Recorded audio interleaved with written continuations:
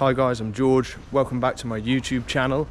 So today I'm here in Chelsea and London, and spring's here. So quite a lot of the trees are out in bloom at the moment. And one tree in particular which I find really beautiful is the magnolia tree.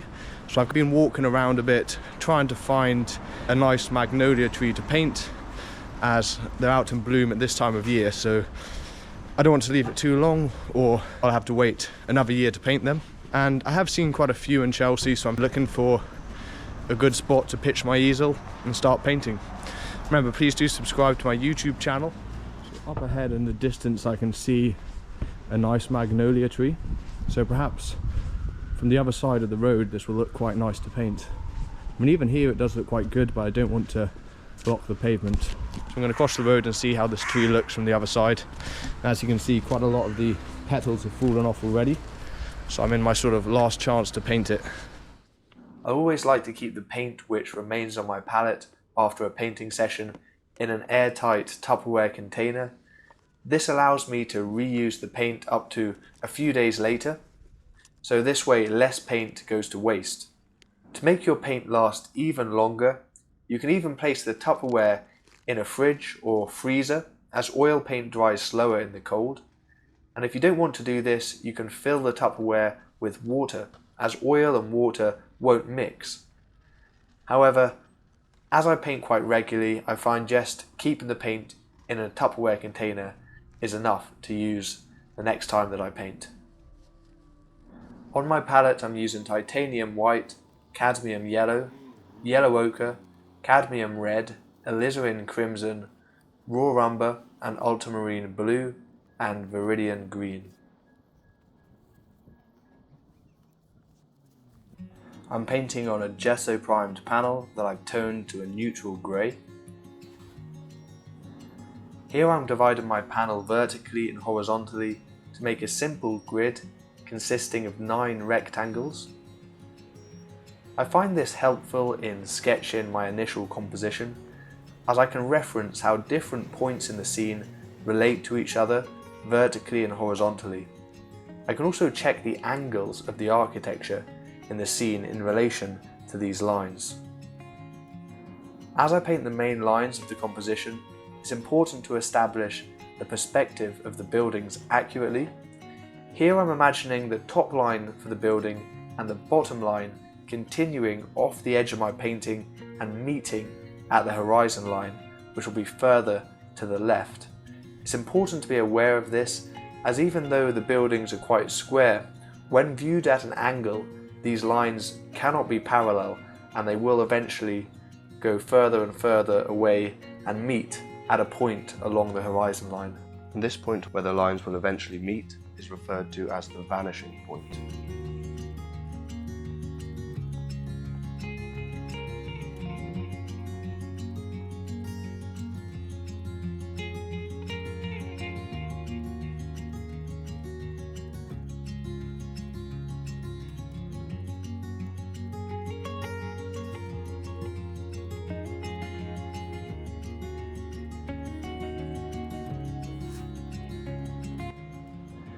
When painting trees in the foreground, like this one, I find it helpful to think of everything as a portrait.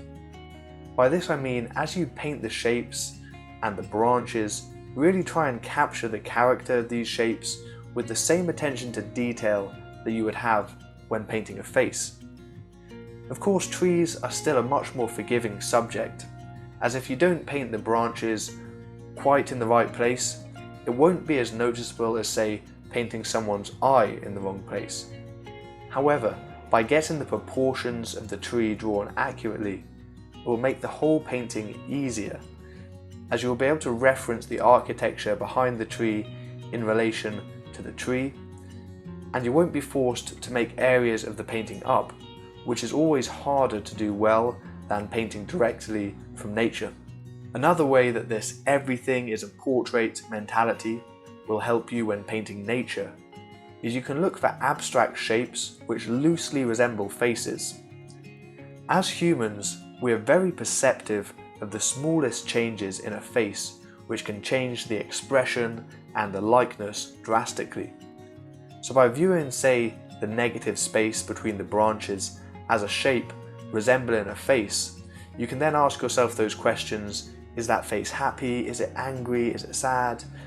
And if you try and paint the contours of this face accurately, you will draw the tree more accurately as a result.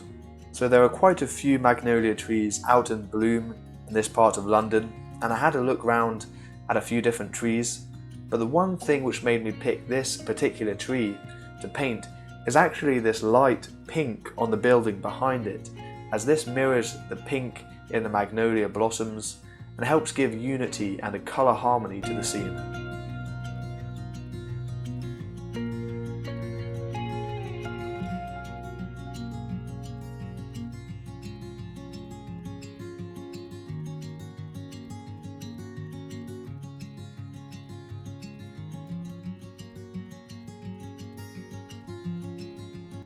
As I paint the features within the architecture, such as this door, it's important to check how the angles relate to the perspective of the building, and to consider where the horizon line is, as the closer the lines get to the horizon line, the shallower the angles become.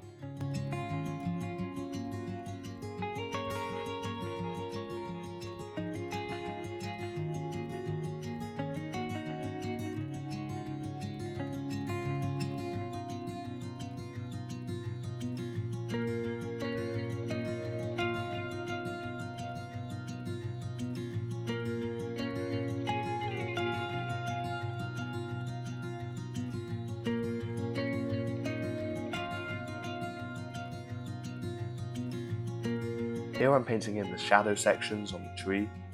As the scene is getting lit by the overcast sky, the shadows are softer than you would see in direct sunlight, but it's still important to think about the areas in shadow, as these are what gives form to objects, giving them that three-dimensional appearance.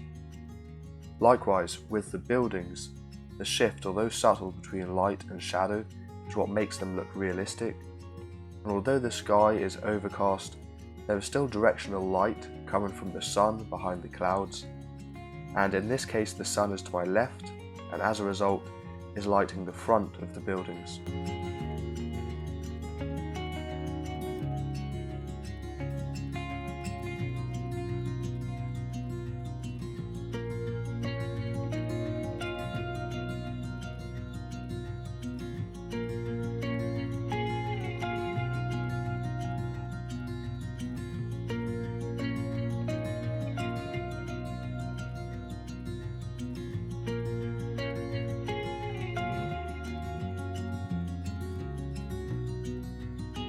To paint the pavement, I'm using a colour mix of titanium white and yellow ochre with some alizarin crimson, permanent green and raw umber mixed in to make a warm grey.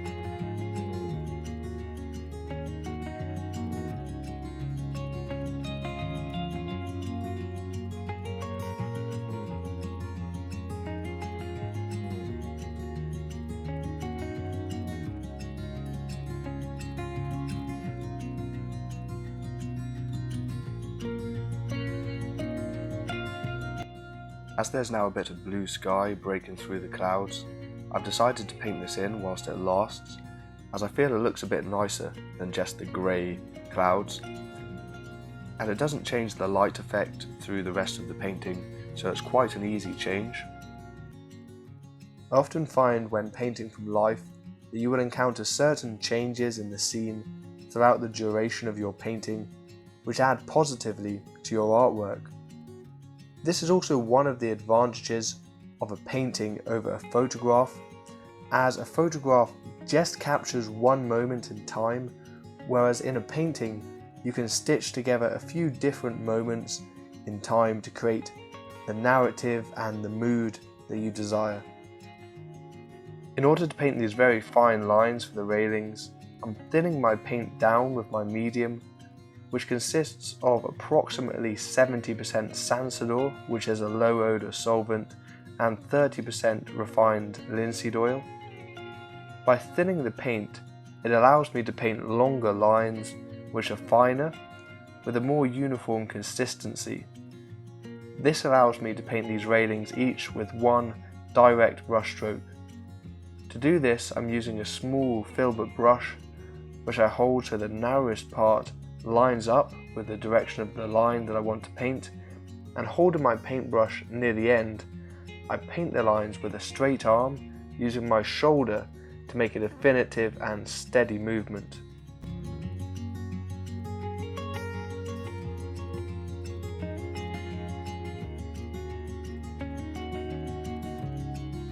To paint the green leaves which surround the magnolia blossoms, I'm using a colour mix of cadmium yellow, permanent green and titanium white, and I'm applying the paint thickly by loading a filbert brush with this colour mix and applying the paint in short dabs to the panel.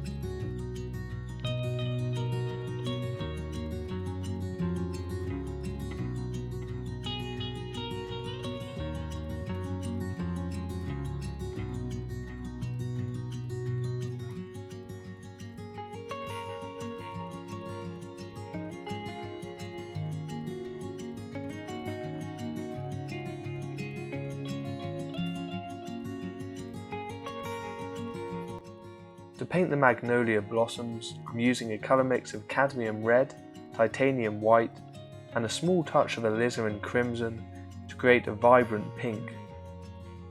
One thing that I've noticed whilst observing these magnolia blossoms is they tend to be a reddish pink at the bottom of the flower and then take on a paler, whitish pink towards the ends of the petals.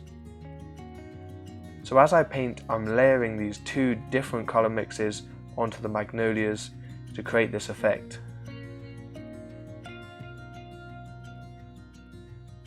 Here I'm now painting a few people into the scene, and as this is a London street, I feel it makes sense to have a few people in it. Also, this adds a bit of visual interest to this section of the painting and a bit of narrative as well.